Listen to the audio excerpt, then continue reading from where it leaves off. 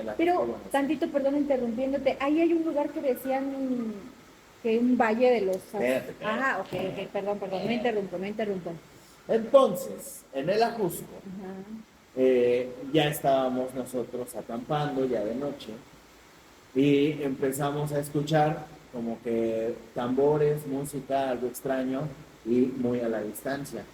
Algo así. Entonces, justamente en la dirección hacia donde escuchaba el sonido, nos dijo uno de mis primos, dice, ese es el Valle de los Azulejos, me parece. Lejos.